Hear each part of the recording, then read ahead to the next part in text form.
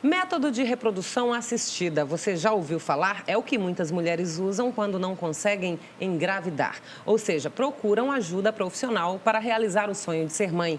Para saber um pouco mais sobre este assunto, converso agora aqui no estúdio do Jornal da Manhã com a ginecologista Fúvia Fechini, que é especialista em reprodução humana. Muito bom dia, Fúvia. Obrigada por ter vindo.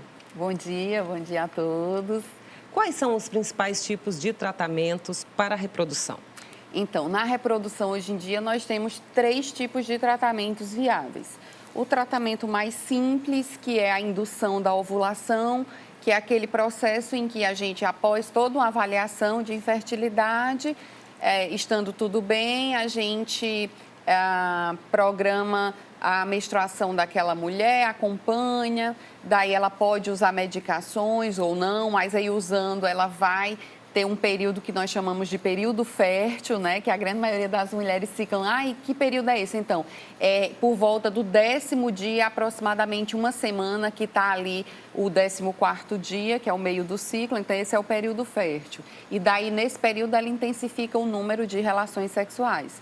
O segundo tratamento é a inseminação intrauterina, que é aquele tratamento onde a gente também prepara todo o organismo da mulher e quando passa por todo esse processo de preparação, o marido no dia coleta o sêmen, esse sêmen é preparado, processado e depois de pronto, injetado no fundo do útero da mulher.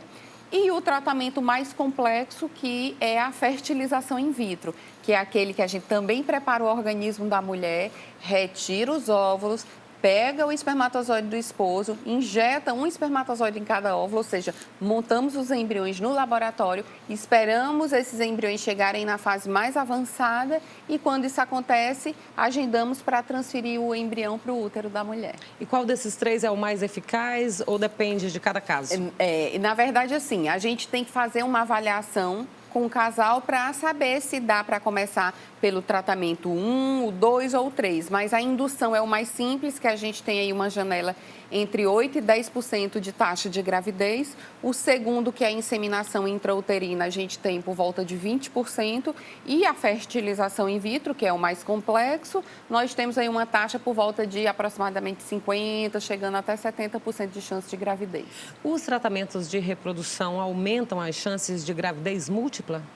Aumentam, assim, porque, na verdade, quando a gente faz um estímulo, por exemplo, para uma inseminação intrauterina, se crescerem ali 2 folículos, ela formar 2 óvulos maduros, a gente tem chance de formar 2 embriões. Se a gente transfere 2 embriões em uma fertilização, por exemplo, a gente tem possibilidade daquele útero absorver os 2 e essa mulher engravidar de gemelar. Então, diríamos que aumentam. Não como a população pensa, tipo, todo mundo que faz um tratamento desse vai engravidar de gemelar? Não. A cada 10 casais, 7 ou 8 engravidam de 1 e 2 ou 3 engravidam de 2. E é possível escolher o sexo do bebê?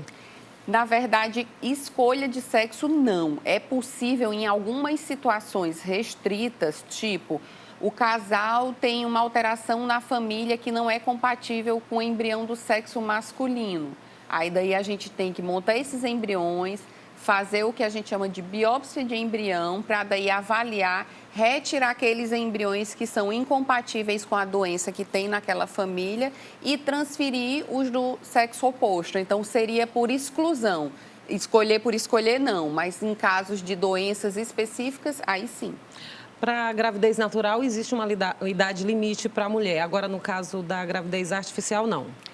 Na gravidez natural, a gente sabe que muitas buscam um consultório para tirar. Ai, doutora, será que já está na hora? Paciente com 40, 41 anos. Eu até brinco com elas e digo, olha, infelizmente a gente não consegue fazer plástica em óvulo, não consegue mudar a qualidade do DNA do material genético do óvulo. Então, uma mulher por volta de 40 anos, a chance dela de engravidar é por volta de 5%, estourando 10%, mas não chega a isso. Já no tratamento de reprodução assistida, a gente vai classificar se essa mulher ela tem capacidade de engravidar com os próprios óvulos ou se a gente realmente vai precisar fazer uma fertilização utilizando óvulos doados. E ainda depende da idade, né? E daí eu teria uma janela bem maior, tipo uma mulher de 45 anos, 48 anos, que ela, pela natureza, ela já praticamente não produz mais óvulos saudáveis, se faz um tratamento desse e utiliza um material, ou seja, óvulos doados, ela tem capacidade de engravidar, porque o útero não. O útero, ele tem capacidade de gestar. O problema são os óvulos que estão ali, que a mulher nasce com eles e ao longo da vida ela vai perdendo. E quando chega por volta dos 40 anos, a gente tem um percentual minúsculo, menos de 20% de óvulos normais. Doutora, e o homem vasectomizado, que se arrepende, existe recurso para que ele possa engravidar uma mulher? Sim, sim. Os homens que fazem vasectomia, a gente pode buscar fazer a fertilização, ou seja, toda a preparação, o processo, retirar os óvulos dessas mulheres e ir lá no parceiro e fazer punções lá na raiz do testículo, que se chama epidídimo, e daí conseguir aspirar espermatozoides viáveis para que sejam montados os embriõezinhos. Então, é possível sim, pelo que a gente chama pela técnica de pesa-tesa. Uma mulher que teve gravidez tubária, a ectópica, né? Ela tem menor chance de engravidar? Tudo depende da idade. Se for uma mulher que fez uma laqueadura, mas uma mulher jovem, abaixo dos 35 anos, ela fazendo uma fertilização, ela tem uma probabilidade muito alta de gravidez. Porque o que ela não tem é mais o mecanismo da trompa. Mas no ela caso da gravidez natural, a chance é menor? É natural, mesmo revertendo, fazendo reversão, que a gente chama, a chance é mínima, porque... Com uma trompa. A chance é pequena. Se ela ainda tiver uma trompa, tudo bem. Mas se ela fez a laqueadura, se ela laqueou as duas trompas, aí realmente o ideal seria que ela buscasse um tratamento de fertilização. Quais são as doenças mais comuns e que provocam a infertilidade? Então, o que a gente tem que divulgar, que eu acho muito importante aqui, assim, as doenças sexualmente transmissíveis também levam à infertilidade. Ou seja, adolescentes que têm tem gonorreia, o menino, a menina, né, começa a sua vida sexual, não se previne com preservativos. Então, eles já estão correndo o risco de buscar uma doença que os deixe inférteis. Então, fazer a prevenção com o uso do preservativo é fundamental desde o início da vida sexual, né, vamos dizer assim. E existem as doenças realmente que não estão vinculadas às DSTs, mas que são muito comuns, tipo ovário policístico nas mulheres, endometriose, que também é uma causa hoje em dia muito frequente de infertilidade.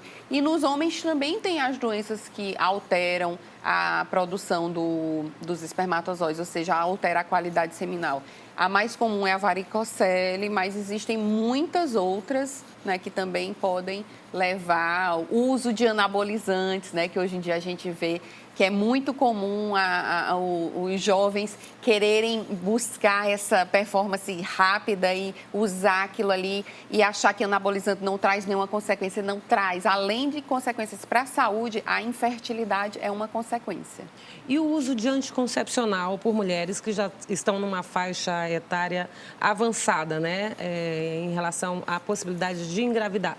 Esse uso pode comprometer a fertilidade? Então, hoje em dia, os anticoncepcionais orais, principalmente, que são os de baixa dose, ou tipo um dispositivo intrauterino DIU, ou até um implante, um implanon, nenhum desses leva à infertilidade. Tipo, se uma mulher está usando um método desses e retira o método, provavelmente de 1 a 2 meses depois ela já está com a sua ovulação, toda restabelecida. Ela já tem o seu ciclo menstrual e o seu ciclo ovulatório todo restabelecido. Então, não traz consequências. Eu queria fechar a entrevista pedindo para a senhora dar dicas de como evitar a infertilidade. Então, eu diria que a dica mais importante é que a mulher ela não adie muito a maternidade.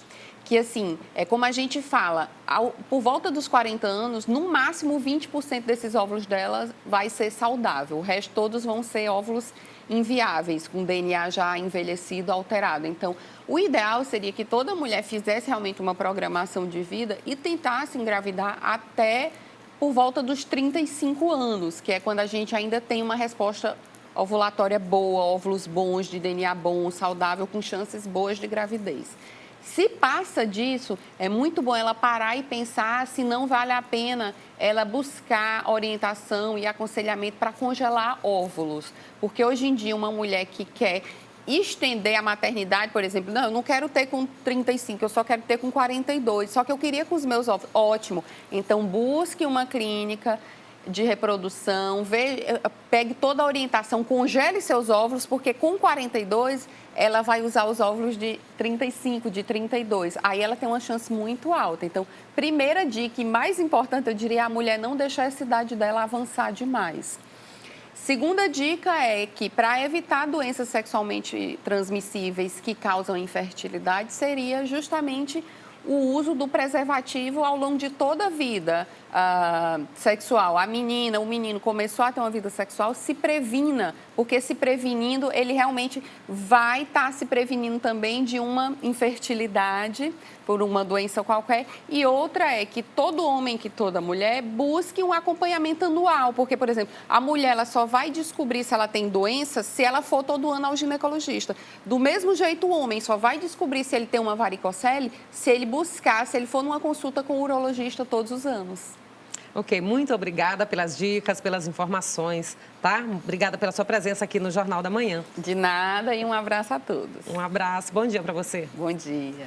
No próximo bloco, cuidados no preparo de alimentos podem evitar problemas de saúde. É um instante só.